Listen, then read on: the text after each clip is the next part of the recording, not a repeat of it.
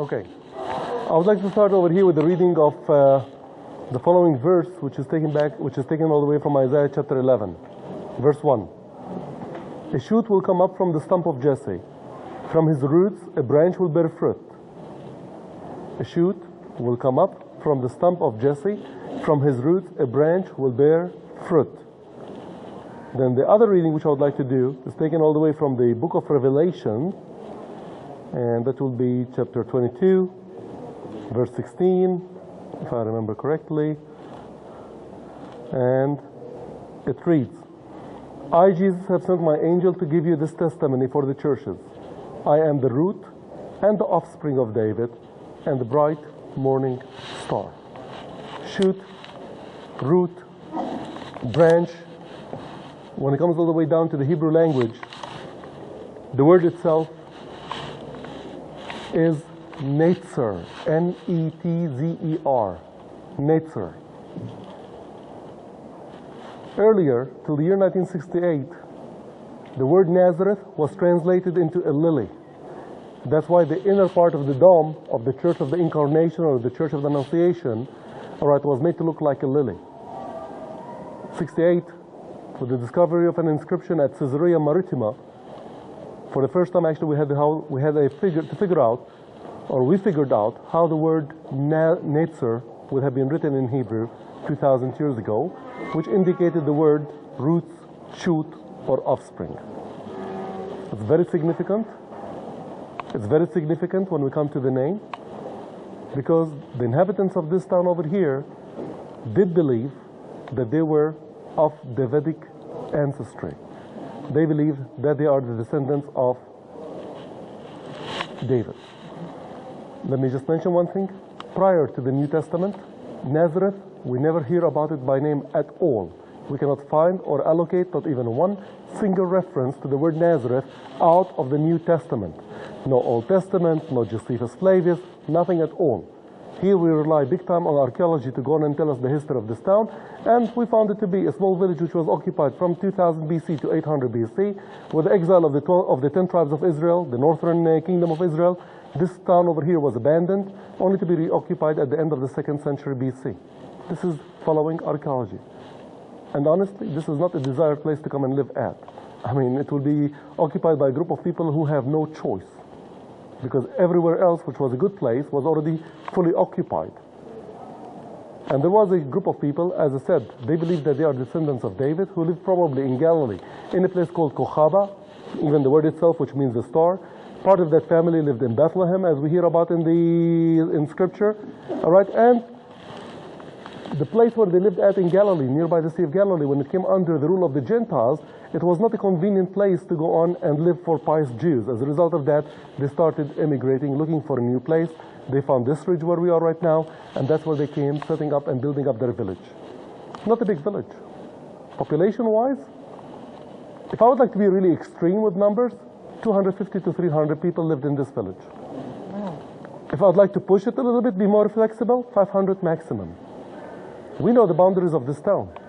You've seen the place where Sammy dropped us? That's one end. At the back of this complex up there, that's the second end. The red bricks building with the orange bricks building behind you, that's the other end. And there's just the other side of this church, archaeologically. The town itself consisted of 40 to 45 caves. If you remember right now, the village which we drove by, that Palestinian village along the Jordan Valley, we pointed through the houses with the caves at the back of it. All right, this is how Nazareth would have looked like. A rocky ridge, natural caves, set in it. They came, they occupied it, they built a house in front of it, and that's how the village would have looked like. And if you are to look right now where I'm standing, I'm stepping right now into a house which is 2,000 years old. Trust me, this village, if you would have walked in it 2,000 years ago, it stinked. Smell-wise, no sewer system, no bathrooms, no toilets, nothing at all. If you wanted to use the toilet, they went outside, they took a shovel, they dug a hole, and that's how they did it. If they had dirty water, you clean around, and let's say you cook dirty water and so on, you just go on and pour it in front of your house or by the side of the house. And being on the ridge over here, of course, all the water will be by gravity, running all the way down. The walls themselves, They would have been probably around 8-9 feet high. If I would be looking for windows in it, you would not find them over here. It's not like our houses today where you put the window on the side. No, we used to put the windows on the top over there for two reasons. Security, first of all, but also the purpose of the windows was the light, to light the house. So that's why usually they would be here. Light roofing, because we don't really see any heavy stuff which have been used for the roofing of the building itself. So most probably it was done with reeds. You come all the way into the house. This is the living room. This is the bedroom as well. So living room during the day, bedroom during the night. At night, usually the father and the mother would be sleeping all the way by the entrance, so they could protect the entrance of the house itself. Children, average family would have been around 5 to 6 children. After all, the women would have given birth to 12 of them, but 6 of them would have passed away. All right, as it used to be common percentage during those days. 6 of them survived, so 7 to 8 people, an average family, living and spending the night within this room. 2-3 steps leading all the way to the back part of the house. That's where you have the cave. Of course, the pillars did not exist. We just added them in order to support the complex. Down below, we can see openings in the ground. That's the grain silo, which would have been within the house. Typical and normal to have a goat, perhaps 2, maybe an extra chicken, some chicken at the back, and usually you put them all the way at the back of the cave. One thing which is very interesting, the ones of you standing over here, if they are to look just behind the column, which is to the left side, you can see a ring cut all the way in the rock. And that's where you tie your goats and sheep for the night. At the back corner over there, you can see the microwave, just that little corner over there. That's usually where they baked up their bread, and not only that, after you bake it, that's where you store it. If you remember that story from the scripture, a man comes late at night, he knocks on the door, and the owner opens for him, and he's asking for some bread and water, and he apologizes to him by telling him, sorry, I cannot give it to you because my children are asleep. Because the children are over here, all right, and that's where the bread would have been stored out. You're looking over here at a typical house, 2,000 years old, and Mary's house, which would have been within that wall over there, would have looked pretty much like the one which we see over here.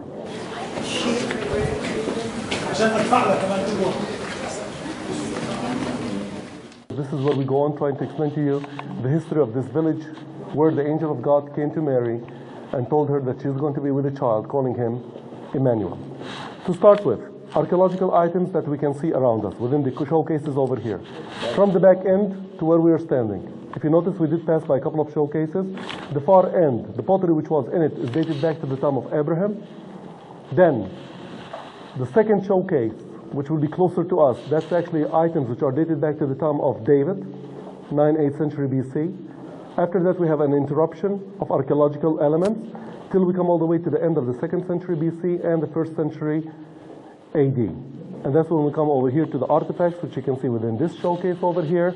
And that's where we have artifacts which are 2,000 years old, found in Nazareth, used by the people of Nazareth. And who knows, perhaps one of these pieces of pottery was touched by Mary herself. That's a very big possibility. I mean, we're trying to call the FBI over here to lift up the fingerprints, but so far no success. All right, but what can we see over here? First of all, 2 cooking jars.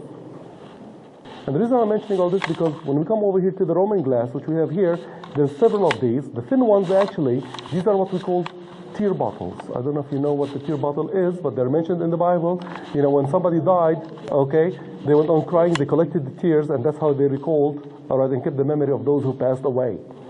The other ones which are a bit thicker, the round ones which are a bit thicker, those actually, the big one over here would have been used for perfume. The one which is behind it, that would have been used for a makeup. And now you try to go all the way, put some makeup around your eyes, on the eyelashes and so on, and that type of things would have been within it. Oil lamps. Typical oil lamps from the 1st century AD. The ones which we have to the far right end, they're known as the Herodian oil lamps because of the rectangular tips of it. This is actually the dominant factor of oil lamps during that time. Oil lamps like these, I think we found millions of them around the country. And when you come all the way to this juglet, which is in the middle, that's an oil juglet, while the little ones over here are little tiny oil juglets. The difference between the two, that's actually where you had your reserve of oil to go on and fill up your oil lamps. But let's say if at night you decided to go on and visit your neighbor, so you would carry your oil lamp with you, and with little juglets, an extra reserve of oil in case you run out of it, then you go on and you add to it. It reminds you of something? The parable of the virgins. So, artifacts of people who lived in Nazareth 2,000 years ago. Here, you're going to get to see in a few minutes, and that's what we have inside the church at the first floor. This is the remains of the house of the Virgin Mary, where the angel of God, Gabriel, came telling her that she's going to be with a child, calling him Emmanuel. God be with us. Now, the history, of course, of this cave is quite very interesting, because you have to remember, those who lived over here did not believe in Jesus at the beginning. They actually came to be believers in Jesus, known as Judeo-Christians, only after his resurrection. And the very first thing they did was the veneration of this cave house, turning it into a Judeo-Christian synagogue. And if you have to look right now at all these bits and pieces of stones with all the plaster which is on it, that's all dating back with the carvings which is on it from the end of the 1st century AD, the beginning of the 2nd century AD. That's the 2nd, 3rd generation after the resurrection of Jesus. Two interesting stones. One of them is actually located here within this showcase, over here. I have actually a drawing of it, which is very interesting because I have a similar drawing in Jerusalem at one of the caves, which I did describe to you earlier today. A man dressed like a shepherd holding up a staff with a cross, a typical depiction of John the Baptist.